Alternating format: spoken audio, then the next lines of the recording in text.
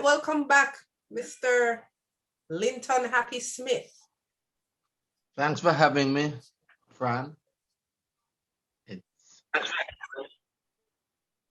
we do this Well, because it's we always believe that great to chat everyone with can you. improve. Yes, I think what keeps Okay, us your going audio is a little wonky, you know what?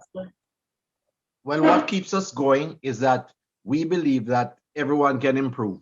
And so that is our life work and our life purpose, that people can improve. And we are here to improve.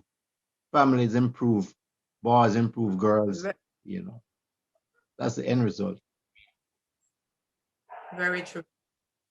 And you know my aim and my goal as a mother of boys, I'm seeing just how our boys are marginalized and unfortunately many don't want to hear this, but we mothers, as you know, I love to say, the hand that rocks the cradle rules the world. We have the power and we keep trying to pass it on to everybody, especially the father. We say it's an absentee father, which for me logically doesn't make sense. If he's absent, he cannot have an impact. So why blame him?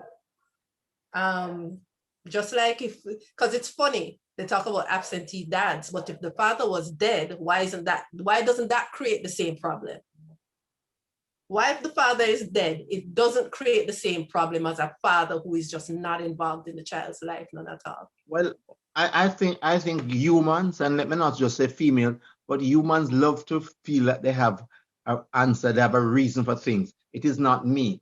It is the environment. It is something else apart from me. They will not look to say, I contributed to this.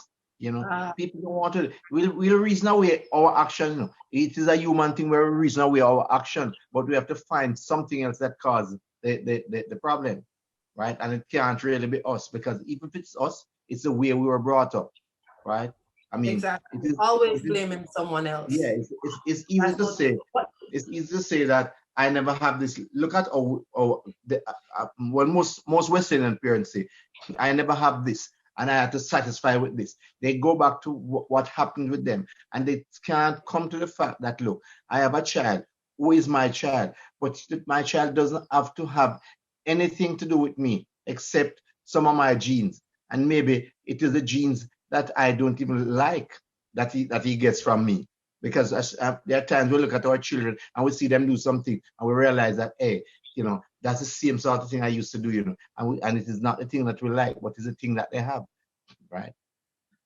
So true, so true. So Linton, as you're in the group, and if you watched, one of our members posted her son just talking about some things he observed in life, and I'm going to play a small snippet of it because I want us to discuss it because, as I said, a child shall lead them from the mouth of babes.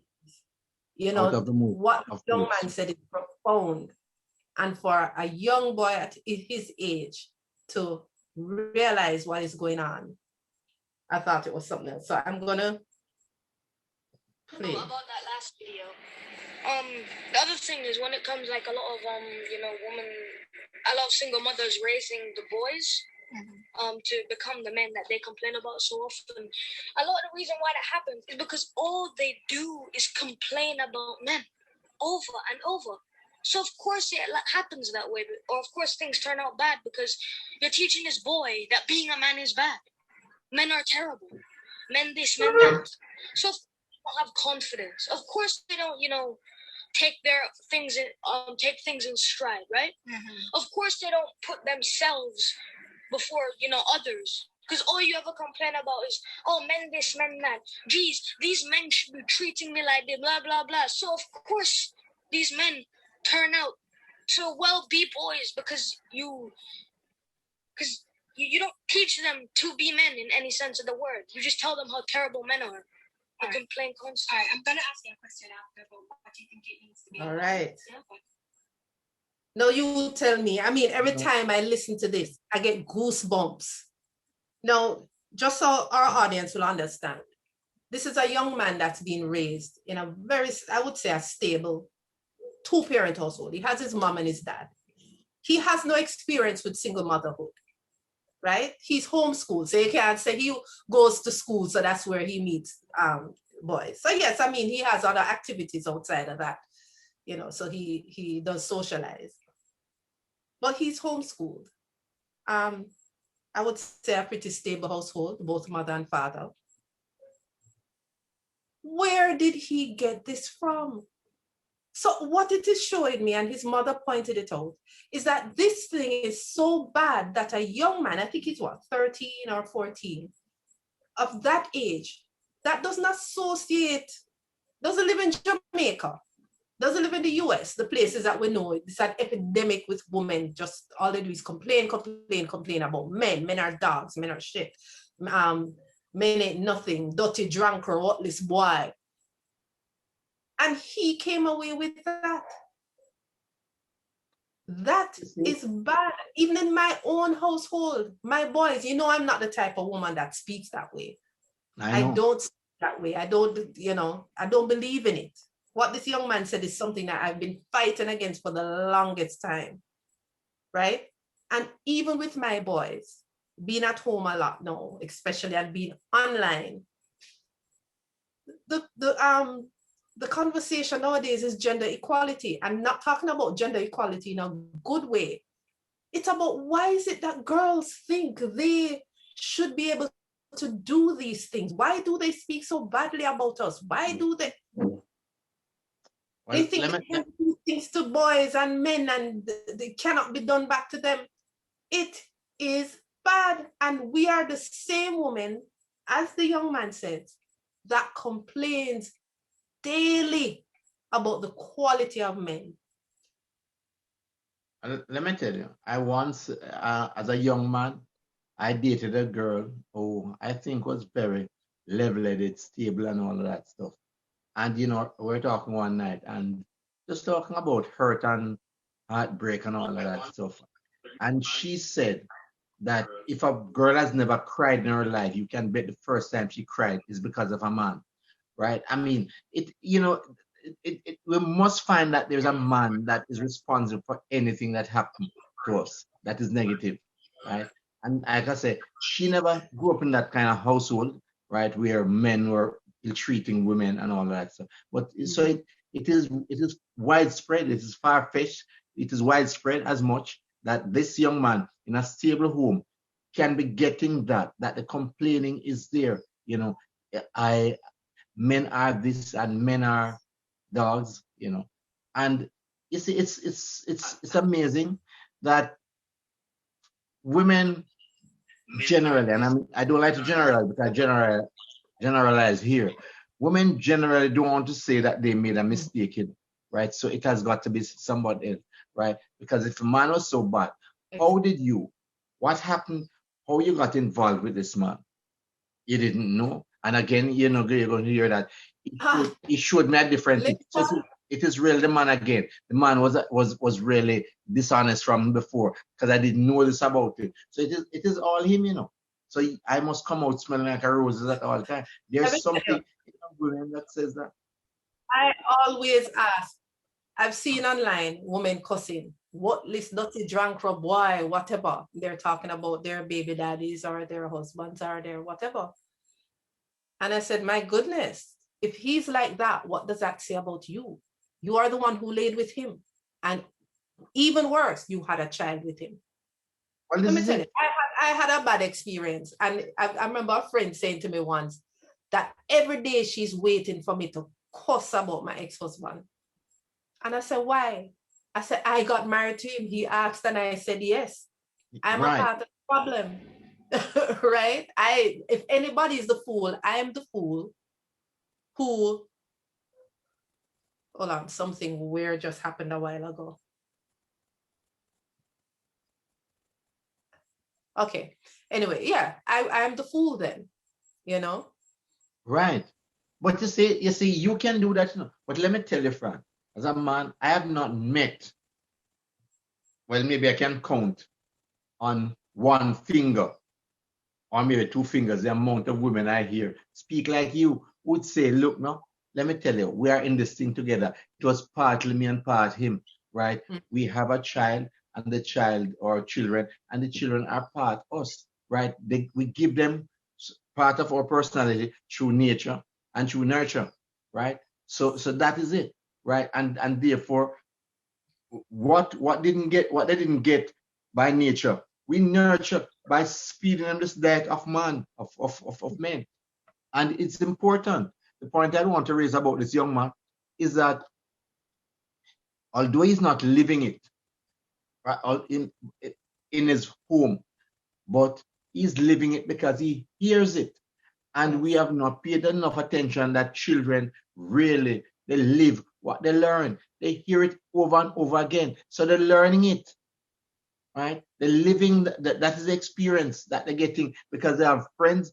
They have friends who will tell who they hear their mother say that they are worthless and the father is not going to be this and the father is not, and they're just going to, and some of the things that they say too, you know, when they're really angry is that you're just going to grow up just like your father, right? And they feel that don't forget the adjective. You're going to grow up like your wothless pooper. Your wothless father, yes. You know, and it's really sad because, and this is why, as you know, I created this group.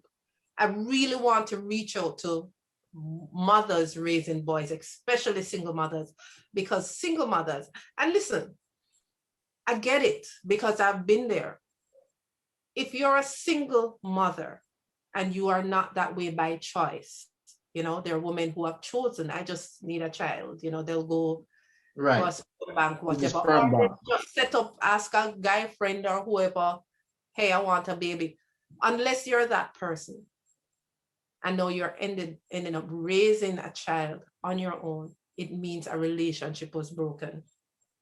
So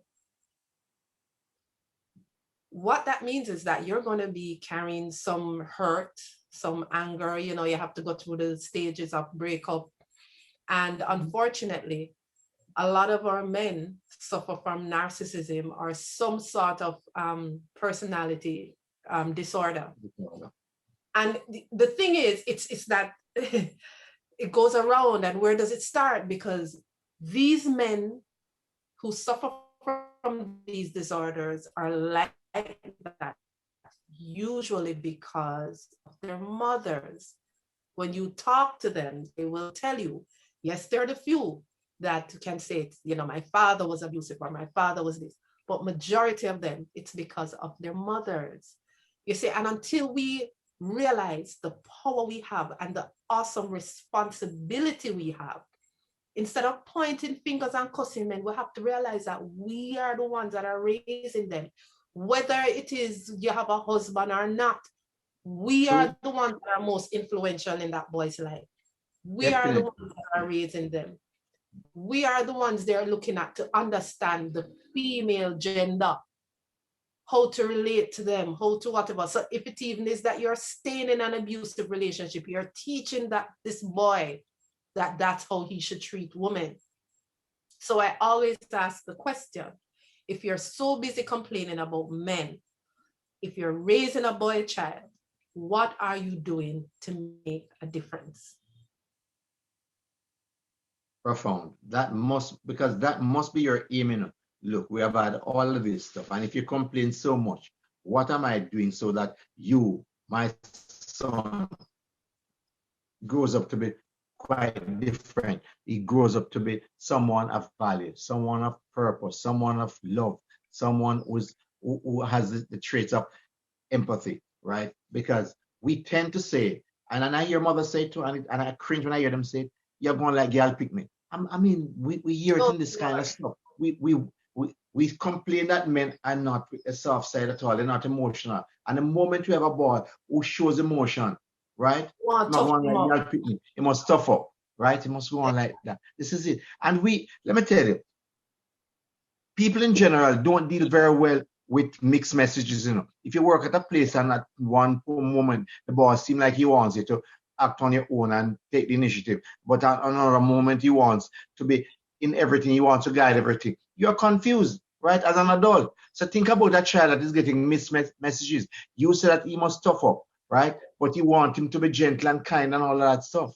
right? Exactly. At the same time, you don't get that personality in one. You don't get it because you're either more to one side or more to the other side. You're either more warm, tender-hearted, or more tough, right? And we want all of our boys to be tough, but we still want them to be gentle, and we still want them to be gentlemen, right? It doesn't work because we're confusing them.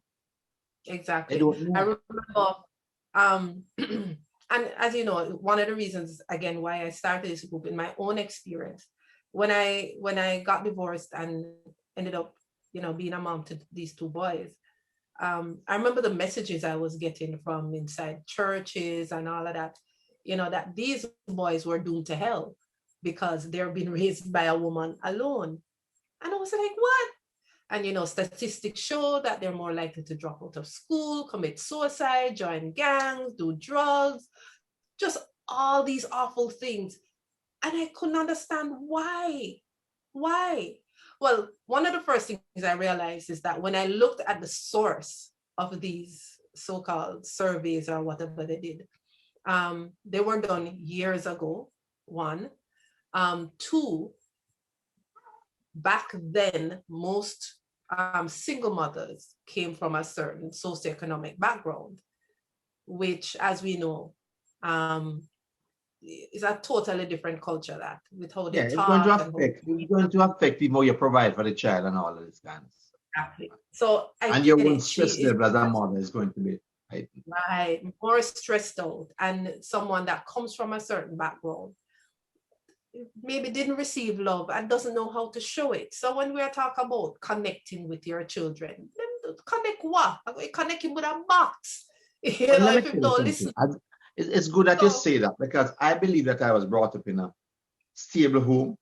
I had mother and father there, but I can tell you, when in the Tempest, Shakespeare wrote about a devil born devil and whose nature and nurture will never stick, right? And it's when I did psychology, I realized that what Shakespeare was saying, although he was more in the literature than psychology, is that look, there are some things that nature gives to a child. And when we talk about statistics, we're talking about a general thing. Your child is an individual. There are 7 billion people in the world, and I'll say it over 7 billion, and there are no two fingerprints alike. Why should you say he must do this? Because again, we have our thing, we're confusing, like I said, we're confusing our boys because we have a box that they should fit in.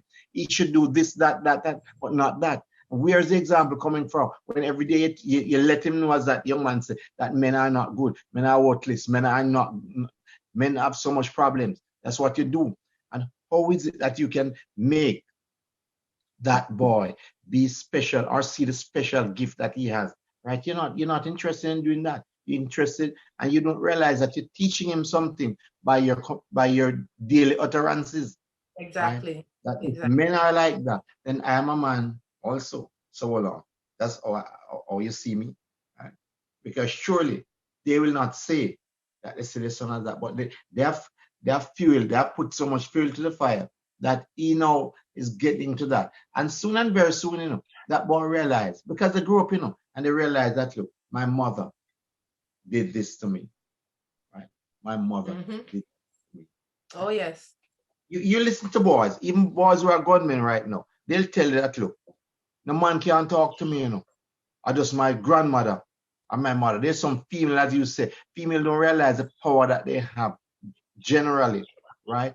And just being a mother, right? That thing. Most boys who are into all kind of stuff, their mother, mainly their grandmother.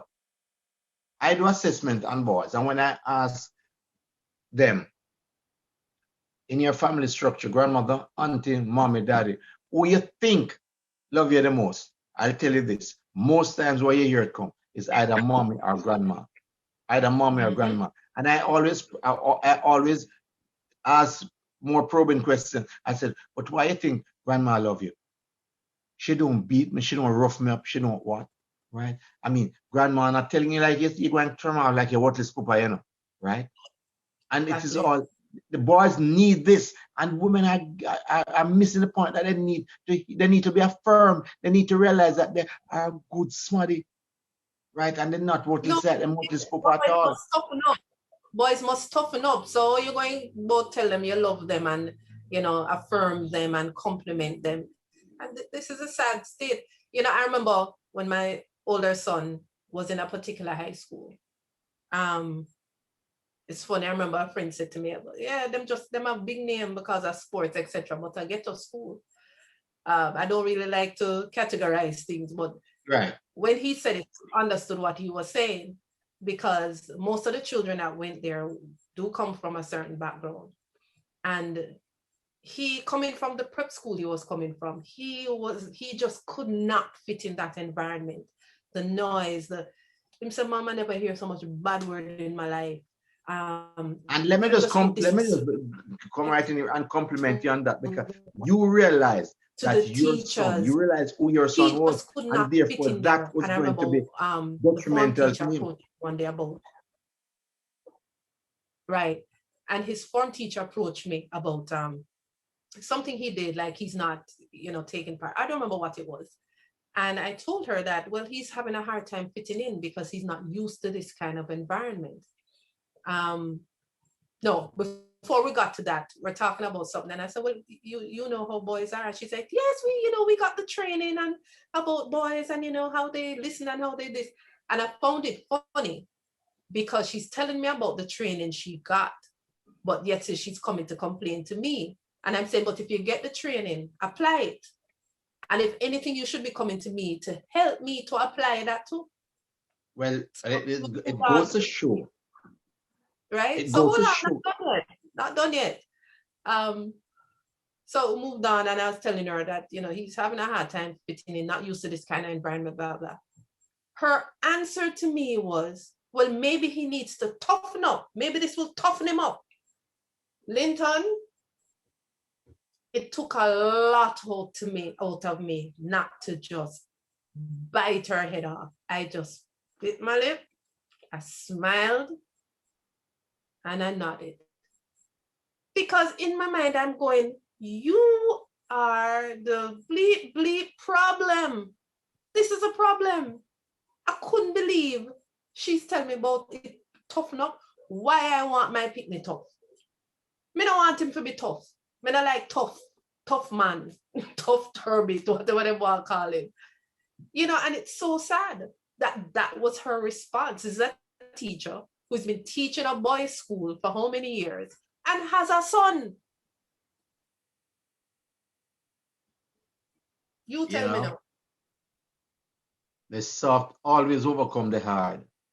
And, you know, there are a lot of religious texts on that, you know, there are a lot of spiritual texts, let me not say religious, on that says, look, even a soft answer, right? So softness is not negative at all. We tend to see softness as negative, right? We are proud when we see, look at how unusual see. If a man is going about his business and he see a little old lady right now and stop his car and come out and cross a road, we all applaud it as it is great, right? We need to do much more of that. We're not doing that at all, you know, because we are saying that, look, man's supposed to be tough. He's supposed to stop his car and come out and take this old lady across the road, because tough man is not going to do that. What is it that we want? You know, the world needs a lot more. If the man is tough, is he going to be the person to realize that, oh, his wife come out from work and she's sitting down there saying her feet hurt? Is the tough man going to take her feet and rub them for her? Is a tough man going to run a bath for her? Is a tough man going to say, it's all right, baby, sit down, don't worry about it? Yeah. You know, we need to make up our minds.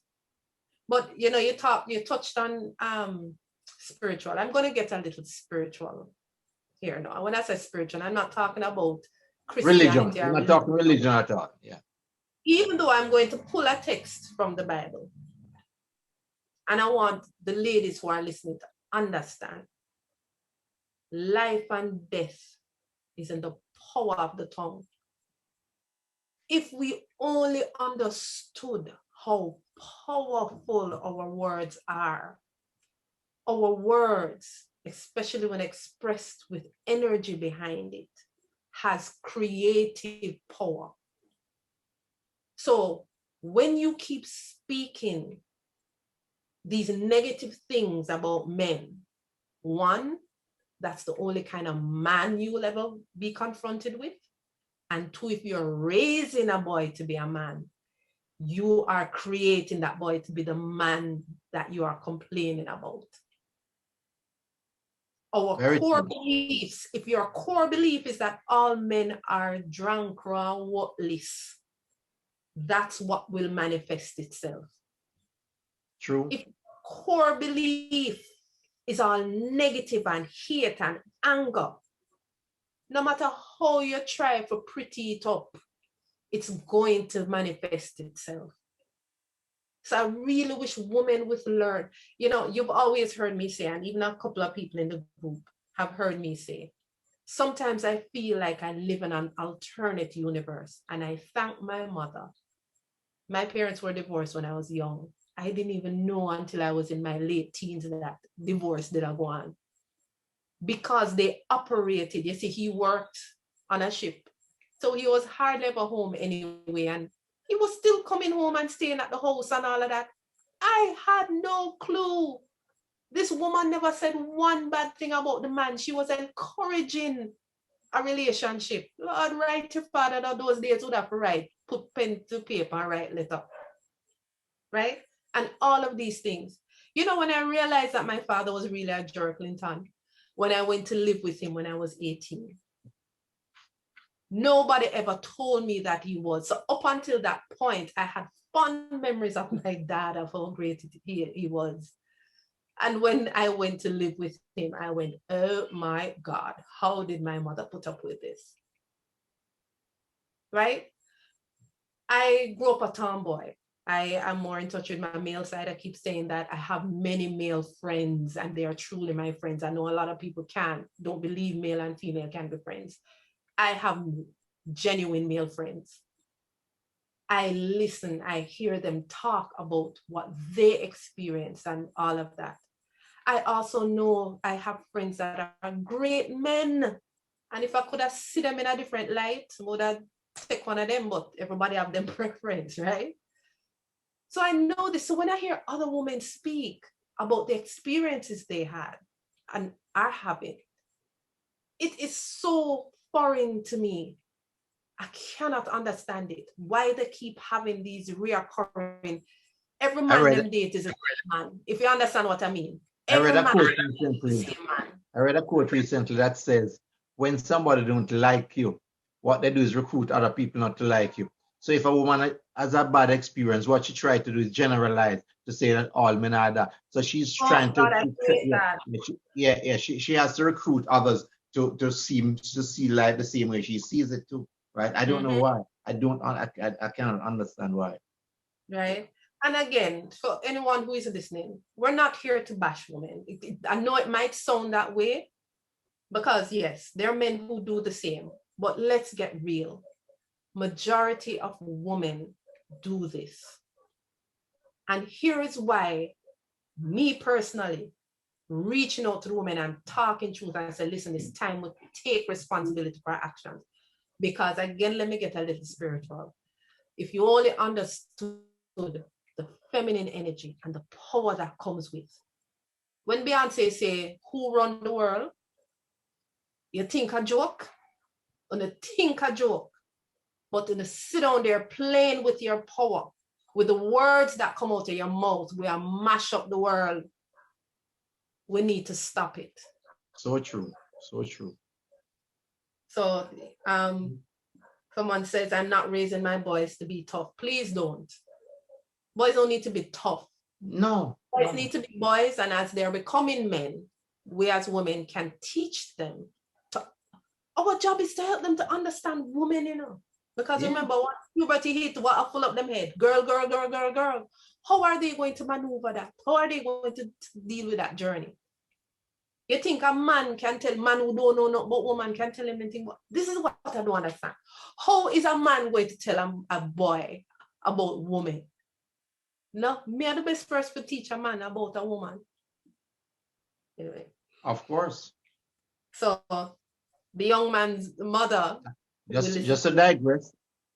Right? She's saying, he's here saying, yes, ma'am. Broken woman spill venom about men, yes. Very true. But here's the thing though. We are broken. I'm broken. I had a very bad experience. I don't know if I've ever told my whole story. When my marriage ended, I was left with nothing. Nothing. No money, car gone, house gone, everything gone. A 2-year-old and 4 months pregnant. Nothing. In debt. Millions of dollars worth of debt. You think so if anybody supposed to be bitter and angry and spew venom, I don't have a right to? But I refuse to, because I truly believe, one, I don't think anybody is worth taking up so much space in my head and taking up so much of my time. And that's why I took the time to heal. I didn't jump into another relationship. I don't want that, the rebound, the crutch, the trying to fill that hole with something else. I knew that healing was important. 5 years of celibacy, 5 years of staying away from everybody and focusing on my children and really trying to get into this new normal, because doing this, raising these boys on my own, it did rough, right? But I took the time to do that. And I've never said anything bad about their dad to them. Why should I? That's not my job, but I had a good example in my mother. Whatever they need to find out, they'll find out on their own, just like I found out on my own, right? So being broken is not an excuse. I don't see it as an excuse. And as I said, we need to stop that. Little, you know what I realized? I've spoken to younger women, like late teens, early 20s, who spew this kind of thing. And when I ask them, who hurt you? They don't have a story. All of that is coming from their mother, them aunt, them grandmother, their friends. Yeah, the friends. Yeah. Other people's trauma. Well, let me tell you, when I was dating, I there's this girl who just got vexed with me one night. She just got vexed with me. She was not in a talking mood or anything like that. And when I probed, I found out that one of her best friends, who she thought had the best boyfriend in life, she found out that he was cheating. And therefore she was upset with me, because although I look seem so innocent and all that stuff, so I must be doing the same thing too. Yeah, she was just upset with me just because of that. So something happened where somebody else, and you take it on, and all men are like that. Yes. All of us as men, we have experienced that. Yeah. And so this thing has spread like a pandemic. It's an epidemic where you have I remember in my son's prep school, I have heard these little girls at 9, 10, 11 years old. You should hear how they speak to the boys, how they class them. Where is it coming from? And then the ones that come from, 2-parent homes and, loving families, they pick these up from the other girls. Of course. So it's like a damn virus. And now, if we would only realize what we have reaped because of it. Everyday woman out there, because there are no eligible men. All men are dogs, all men cheat, all men this, all men that. And the older I get, you realize that they have been with all men. They have been with all men. So that is not only that. I didn't know that you're with all men. I asked that question a lot. Hold on, I say a statement here. If I had listened and taken my mother's advice about men, I would have never dated, more so to be married with children. Oh, wow. That is sad, though. That is sad. Yeah. And, the sad thing is that some of what she says has resided with you. She has planted some seeds. And that's a sad part. But I know you're working on yourself. I know you, girl. I know you're working on yourself. And you're working on uprooting all of this. Man, let me tell you, we have to dig deep to uproot these core beliefs, these things that have been passed down from generation to generation, if we want to make this world any better. Can I tell you, Linton, I'm advising my sons not to get married, you know. Me never know. I mean, some people say, so you know what, grandkids, me not fuss. Because it's so hard to know, and you're getting involved with somebody who has been socialized a particular way. And let me tell you something, a mind is a hard thing to change. You know, when you have a mindset, when you grow up where you have heard it drum into you all along that men are worthless, men are the worst things, right? Mm-hmm. Now, you grow up your boys to say, look at the situation, be objective, don't look for that, look for this, look for that, right? Mm-hmm. Surely. And they are going to be involved with a girl who all she has been told is that men are the worst thing in life. Then whatever you do, you know, it comes back. Look, how often we say as humans that, look, some mistake from a born, from a little may I hear this, right? We tend to do that, you know, right? And because we have heard it over and over and over and over again, it must be right. My mother always say, you hear people say that all over, my grandmother always say, right? I mean, it affects people now in their 40s will tell that, look, I never gonna take up with no black man because my grandmother said anything up too black, not too good, you know. So it tells you, and these are people now who have become educated, right? But they still say those things because when they're angry, they're saying it. We shouldn't take with him from long time, kind of blacker than me. Yeah, yes, they say all those things are saying, you know. Exactly. And you know, if a woman doesn't believe that she has great power, any woman listening to this who thinks that her house is feeling miserable, she's a single mother and the kids just driving you up the wall, you feel like they're not listening, you feel like, you know, you're not in control, change your perspective, change your energy level, decide that, you know, I'm not going to worry about this. I'm going to laugh. I'm going to hug my kid. I'm going to play a game with them. I'm going to talk with them. And when I say talk, I mean listen, because we don't do that. True. You know, meditate, pray, exercise, the way you have to do to get, you know, the dopamine and the endorphins and all of the feel-good hormones going. Do that without trying to control your kids, control anything. If you can do that for about 2 weeks or more, bet everybody else's attitude in the household changes. True. And I'll just add to that, Fran, that remember that any action that is done that you didn't do, any action that is done to you or done that affect you, never ever say that your reaction was based on that, because there is a 3-step: action, self-talk, reaction. Right? What we do most time, we miss out the middle step, the self-talk. This has happened. Can we go and analyze why did this happen, or what can I do about it that I make it not happen, to minimize the chance of it happening again? What can I do? The self-talk. If you get up and want something up, you say, that may explain all you say, me no say nothing good neither come. Because you tell yourself that, you know, so it put you more into a negative state where you tell yourself you're looking out. So you're actually taking a magnifying glass, you know, to look for things not to go your way. So you can use it as a crutch to say, but it didn't know a long time, so as a man stay, because I'm here that long time. No, what is the self-talk that you give? Can you tell yourself that, look, he maybe, what he, as you mentioned it early on, that maybe he has some psychological problem. Can we look at the man that is in your life and say that he had a psychological problem, which is at sometimes much more dangerous than a medical problem, a psychological problem, right?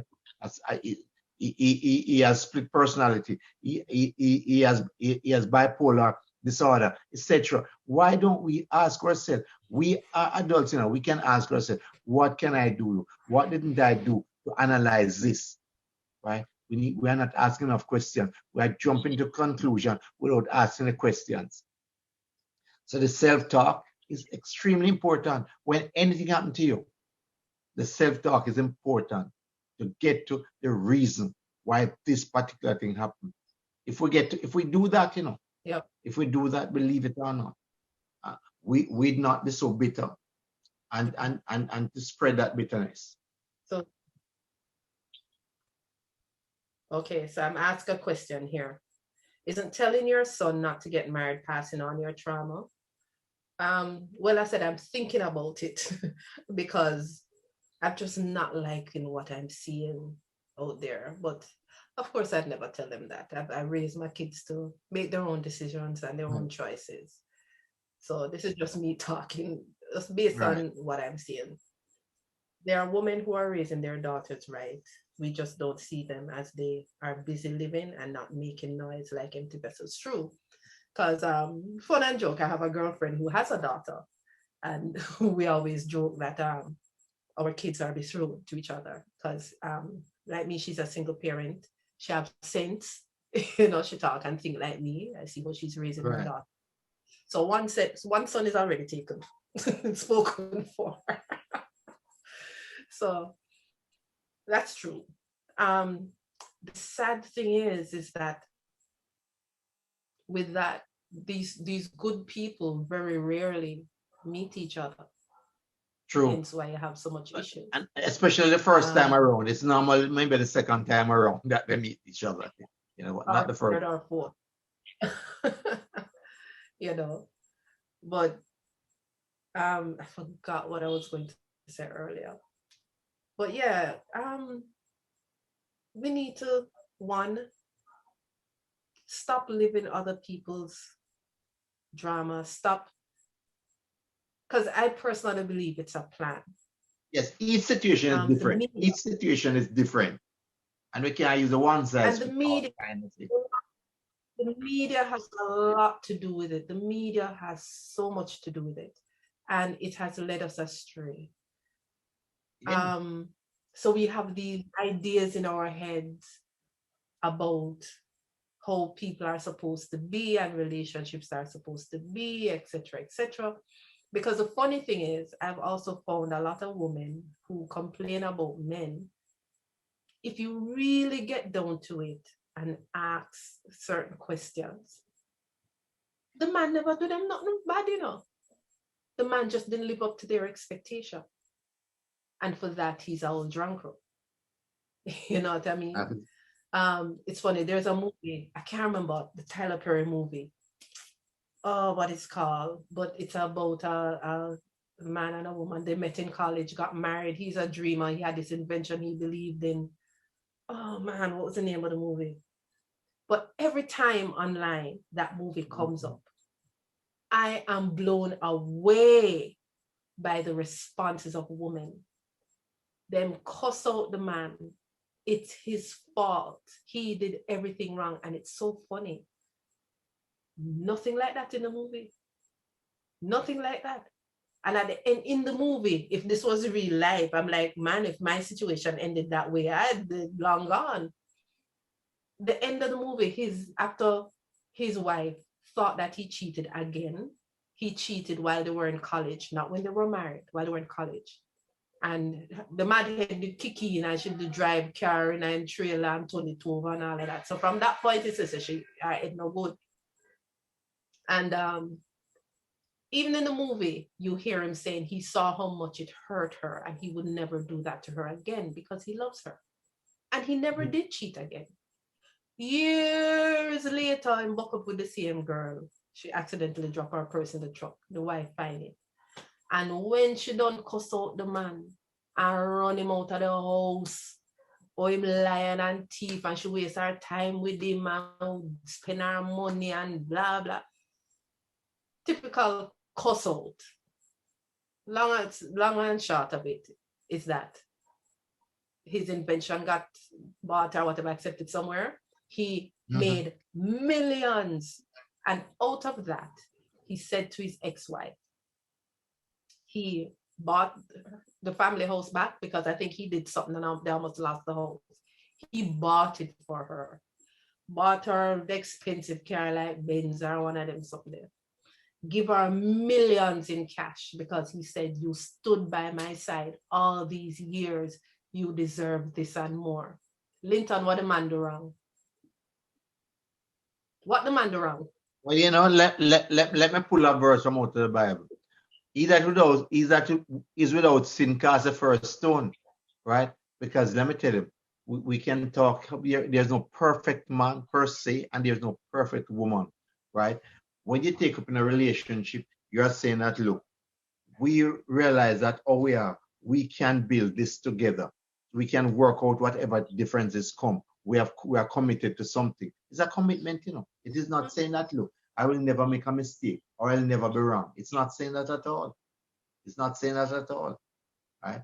And the same way that you are not deserving of hellfire for one mistake, then nobody, the man is not deserving of hellfire for one mistake, and the woman is not deserving of hellfire for one mistake too, because we are human. And what we have to do when we look back at what people have done is to look and say, okay, at what age of my state and age and state of my development did this happen? What have I learned? Because every situation you must learn from it. But if you are going to be bitter and blame the other person, how are you going to ever learn? How are you going to ever learn? Because you always see that the problem is somewhere else.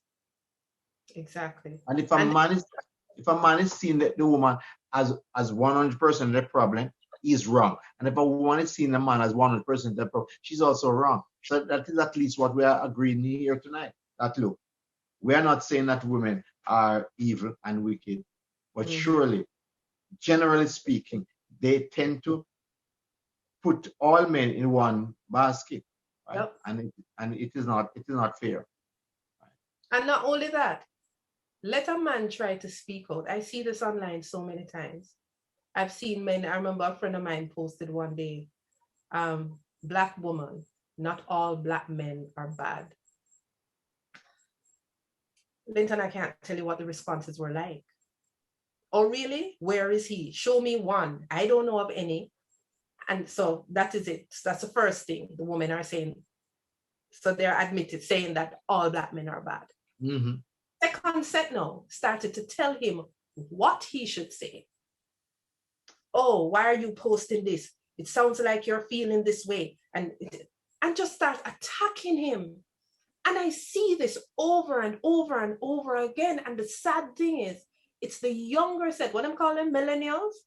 We're in trouble. We are in trouble if this is how they think. And as I pointed out to you, I've come to realize that a lot of them, they're not speaking from personal experience. They're carrying someone else's trauma. Well, it is Socrates said it, no? Socrates said, by all means, and maybe I should say it when you mentioned the thing about your son and marriage, by all means get married. And he's speaking to men. He said, by all means get married. If you get a good wife, very good. If you get a bad wife, you'll become a philosopher. I like that one. Yeah. So true. But Linton, as time coming down, what can we start doing for the few people that are here listening now, for those who will watch this again on YouTube? What can we leave them with? Is it possible? You think change? Is there hope? Of course, there's hope. There's hope. There's hope. There's a guy called Wayne Dyer, and he says, and quite a few spiritual teachers say too, when you change the way you look at things, the things you look at change. When you, for instance, be judgmental and say why it is that things are the way they are, once you start coming to a conclusion without knowing the story, I think the key that we need to do as humans is to ask more questions. Yes. When did this happen? Why did this happen? Use the word that journalists are trained to use. Who, what, why, when, where, and how, right? How did I contribute, or how did anything else contribute to that? So use up those six questions. Any situation at all, right? Ask yourself the who, what, why, when, where, and how. Make sure you do that, because unless you do that, you're not going to be objective. You're not going to be objective, because you start from an emotional stand. You start from an emotional place where you start saying, because this happened, it is that. So you're being judgmental. So be less judgmental. That's one of the first things. Be less judgmental. And remember that as we rear our children, both boys and girls, children, they learn what they live. If we are giving them a diet of that, that is what we are teaching them. So without teaching them, we are teaching them. Without teaching them, we are teaching them. And so when we see things happen, what did happen in his younger days? Can you imagine that boy, the kind of mother that reared him, that he could get up and do that? It is interesting to note that most mothers, maybe excepting like a mother like you, that will say, you say you're raising your boys to respect women. How many mothers, and most mothers are rearing their girls to be ladies. I must say that. Women tell them from the 10-year-old, sit properly, you're a lady. All of these stuff, right? I don't hear women saying, hold the door for her, you are the gentleman. Hold the door for your sister. You know, those kind of things. You need to make sure that you're doing the same thing to make sure that they are not the crass man that you're cussing and the worthless man. Make sure that people can say that, look, he is such a wonderful person, right? Mhm. And it begins with you, mothers. It begins with you. What values, and it comes down to values. What values are you instilling in your boy? Because it must be rearing children are about values, but more so, boy, what are the values? You must be able to answer what values have I given my boys? Answer that, be able to answer that question. What values? What values? Right? You must be able to answer that question. What values? Right? So it's who, what, why, when, where, and how. And to make sure that you instill those values in your boy, because it is going to come out and pay great dividends. Pay great dividends. So true. Thank you for that. And what I would love to leave any woman, especially single mothers, or mothers raising boys. Oh gosh, why is this person making that noise in my room? But especially mothers raising boys. You know, look, I hope no one was triggered by this and don't feel bashed or anything. We're just saying what we see in society, right? And I get it. You have men out there with issues. And unfortunately, especially if we have children with these men, we're tied to them. And the key to remember, I'm not apologizing for men now, but as you say, with issues, a lot of men out there, you know, are bipolar, and based on what happened to them, the trauma, they get the most beating. You know, boys get the most beating. So boys generally are going to be more traumatic, right? They're going to, yes, they go on the whole, they're more traumatic. So that is going to affect them, you know, and we see what trauma did. I mean, I go back to something I said on the last show. There was that Moses Sitoli, trauma made him do. Are we doing things that will turn out to be traumatic to boys in later life, and what can that lead to? Right? I know that went to the ultimate of what trauma does. That's what I want. I want to understand. A lot of men suffer from narcissism. Right. Right. And the thing is, and why? Narcissism And is just, why? He's selfish, he's self-centered, he's this, he's that. Narcissism is so much more, and it's an illness. And a lot of men, there are women who suffer from it too, but mostly men who suffer from narcissism. And research shows that narcissism comes about from trauma in childhood. And sad to say, usually trauma based on the relationship they had with their mother. Right? Whether it is that mother, they just did not connect with the child. You know, maybe she thought money and things could do it. She didn't connect on a personal level. She was abusive. Went to England or America and stand by the barrel and do all of that stuff and say, look what I do for you. Look, that's all. Look what I did for you. Okay. And leaving to battle by himself. Right? Sociopaths, a psychopath. There are many people. I wrote a blog about nature versus nurture. There are many people who are born with that trigger, right? The brain pattern shows that they have the ability to be this sort of person. And there is a neurosurgeon who speaks about his, because he has the brain pattern as of a psychopath. But because of the love and nurture he got from his family. Right. And he has kill to hurt. He says he does exhibit some traits because he's highly competitive, which is what makes him so successful at what he does.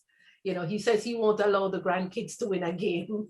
And he is like a, what do you call it, export. He exports.